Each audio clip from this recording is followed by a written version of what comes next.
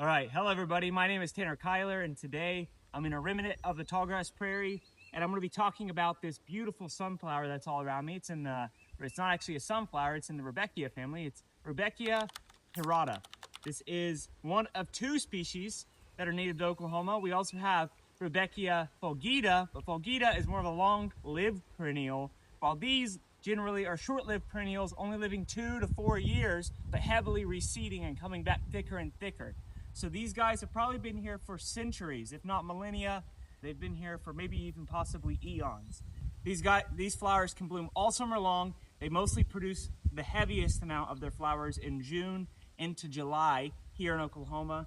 We have a plethora of them. So these guys here only get about a foot to a foot and a half tall out here on these rocky, sandy glades. They like well-draining soil. That's why they're doing so well here. But because it's so sunny and dry here, they don't get near as big as they do in cultivation or when we grow them in our own gardens. So a lot of you might be looking at these and being like, hey, these don't look like the same, but they are the same species.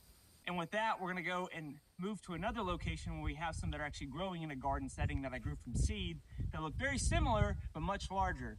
Here's just another shot of how many there are growing all along here. We're talking hundreds of thousands growing up here in this prairie remnant. Look at all of the golden going all the way this way. Talon said not to get her in the video.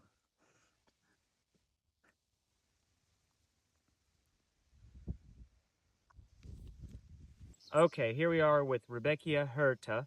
I pronounced it wrong whenever I introduced this video, but this is how it grows more in a setting with a lot more water and less competition around it. It gets much larger. And so around here, this is one of the clumps. There's a few others. I might actually switch over here in a second, show you some of the ones that are a little bit more in bloom, but this one is a large specimen, so about as tall as they can get, about 2 feet, 3 feet tall. One of the easy characteristics of this guy are its fuzzy appearance of its leaves. So compared to fulgida, Rudbeckia fulgida, we have these hirta, which have the fuzzy leaves on them. Other than that, they're very similar. The fulgida can live for decades and comes back year after year. The clump grows and spreads through seed and through its rhizomes or its root system. And these guys do not do that so much. These guys rely on self-reseeding.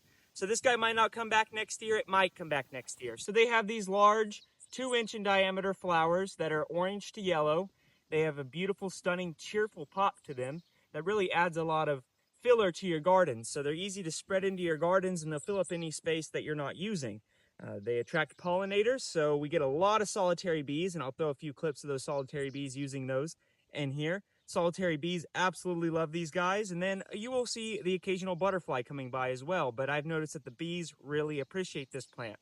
Now, a lot of people deadhead these because they don't like the look of the dried cones on top of them, but I leave all of mine. I leave them because birds use them in the winter time. So if you leave these sitting here all winter long and leave these dried seed heads, they'll not only get the chance to reseed, but then birds will come along throughout the early to late winter months and they'll eat the seeds, also being able to ingest those seeds and then poop them out, spreading their range around. So like I mentioned, their lifespan can be an annual or a short-lived perennial that can be biannual or with the max age living to be about 4 years old before they reseed and die. So sometimes they come back, sometimes they don't. There's no clear annual or perennial on this plant. It really depends on your location, how well they're doing, and the competition around them. So there are several of them growing out here. There's one right behind the camera that you can't see right now. For their soil, they like well-draining soil. So here on this hill, they're doing really well because the water runs away from them. They can tolerate a wide range of soils from sand, silt, clay, or loam. This area right here is actually predominantly sand and clay. The ones I showed you yesterday was almost 100% sand they were going in. So they just want well-draining soils. When they're young, they do need a little bit of support, so give them a drink of water or two while they're getting, established in the area that they're at, and then with some time after that, they will get established and be quite drought-tolerant plants. The ones you saw yesterday were going out in the wild without the help of anybody at all, but this one right here actually hasn't got any water either. I seeded these a few years ago. We burned this year, the fire came across it, and then it perked right back up after the fire. So this area I'm sitting in right now got burned this year. So these guys are native basically everywhere east of the Mississippi, part of the way to the Rocky Mountains, and have naturalized everywhere along the west. So they're not really a harmful species to grow any place in North America because they have naturalized. They don't harm or compete with native species too much. But if you live anywhere east of the Mississippi, this plant is for you. All the way north to Canada, all the way down to Florida, all the way over to Oklahoma, Kansas, Nebraska, you name it, it's there. Pretty deer resistant because of its fuzzy leaves. The deer do not love eating it, but it doesn't mean that it's deer proof. Deer sometimes when they are hungry will eat them. They'll definitely eat the seed heads whenever they get the chance. But for the most part, because of these fuzzy, irritating leaves, they don't really mess with this plant too much. So it is a good selection for an area that has a lot of deer pressure. That is about it for today's video. It was a pretty short one, but I just wanted to make sure that everybody had the chance to hear about this plant, and hopefully we'll plant it now. Please like and subscribe if you enjoyed this video to see more content on our native plants and animals to North America. I'm starting to do a lot more animal videos here.